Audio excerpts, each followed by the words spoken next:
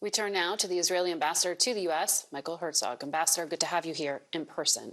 Thank you. It's hard to believe it's been a month since we last spoke in the wake of the horrific attack on your country. I want to tap into some of your experience here, because before you were a diplomat, you were in the military. The White House said on Friday, in the coming week, the Israeli military will have more of a tactical focus on the ground campaign to clear out specific areas. Are we moving into a new phase of this war? So let me explain what we're up against. Gaza is probably the biggest terror complex in the world. You have tens of thousands of armed terrorists, tens of thousands of rockets. We estimate over 500 kilometers of tunnels, terror tunnels with rockets, all their leadership, command and control structure. This is what we're up against, and we have to uproot it, because if we do not, they will strike again and again, and they're saying it publicly. This is a very complicated military operation in a densely populated area, and we're trying to move the population away from that war zone. We are moving very slowly, very deliberately, but our operation, we believe, is effective and will continue.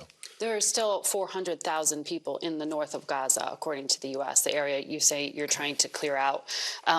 But your military has encircled Gaza City. It has killed a lot of leaders of Hamas and praise that as success. So at what point do you declare success, and at what point do you stop this aerial campaign and move into more strategic tactics? First of all, most of our campaign right now is carried out by ground forces. It's not an air campaign. That was the first phase.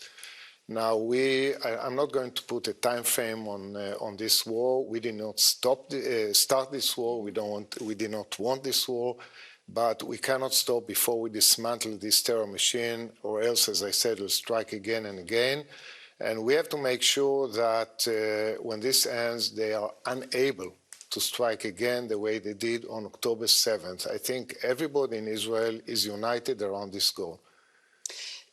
Your prime minister said no ceasefire without the return of hostages.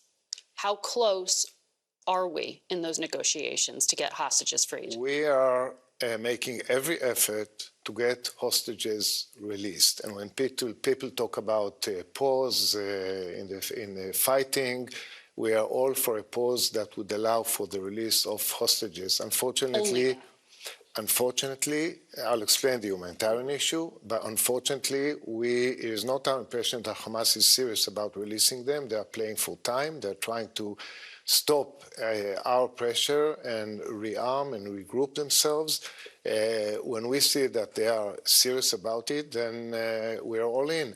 Nobody has to urge us. Most of the kidnaps are Israelis, and our government is responsible to the families. So nobody has to urge us on this. But the White House had said it was a test case and a successful one to have those 2 Americans and then those 2 Israelis released. Why do you think hostage talks are not successful now? Because Hamas is playing for time, because Hamas is trying to stop our military efforts, and I think the more pressure we put on them, the more chances there are that they may agree to release hostages. So according to the U.S., there's the 400,000 people stuck in north of Gaza.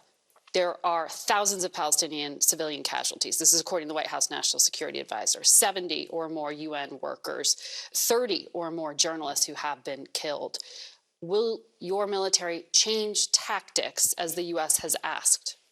We are making every effort to distinguish between terrorists and civilian population. We called on civilian population to move to the south out of harm's way. And Hamas is doing everything they can to keep them in harm's way. Most of the population moved to the south. And as we speak, and we are pressing Hamas in the north, we are calling people to move out of harm's way. I would be very careful about judging those numbers, because neither you nor I know how many of them are armed terrorists and how many of them are civilians. I don't know, and you don't know. Let me tell you more than that. On October 7th, Hamas attacked us with 3,000 armed terrorists.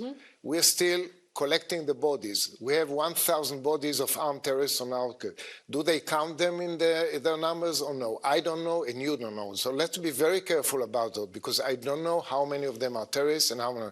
Our military says that it killed numerous terrorists in armed clashes. So let's be very careful about that. Okay. Well, you just heard the one of the U.S. national security advisors raising concerns here. In terms of national security interest, there is that question of unintended consequences, right? And that if you, we know from polling that there were a lot of people in Gaza who didn't support Hamas. But now, with this campaign this brutal, with these number of casualties, there is the risk of radicalization of that population. How concerned are you about that? We are, in every war, there are unintended consequences and there's collateral damage. That's tragic. Every human life is tragic, Palestinian or Israeli, it doesn't matter. We act according to international law. We make every distinction that we can make between civilians and terrorists. But is there an endpoint? Now, we call the population to move to the south, to keep them out of harm's way. Before we did airstrikes, we called specific families, buildings, asked them to leave. And Hamas is deliberately keeping them. And in part of our clashes in Gaza, they sent like 100 civilians to face our forces. That's the way they operate. This is tragic. This is tragic. But we cannot allow Hamas immunity just because they hide behind civilians. We want to separate between the two and strike the terrorists. Ambassador, there's a lot more to talk to you about. Unfortunately, I have to leave it there for today. But I hope that we will have you back to continue covering this. Thank you very much. We will be right back.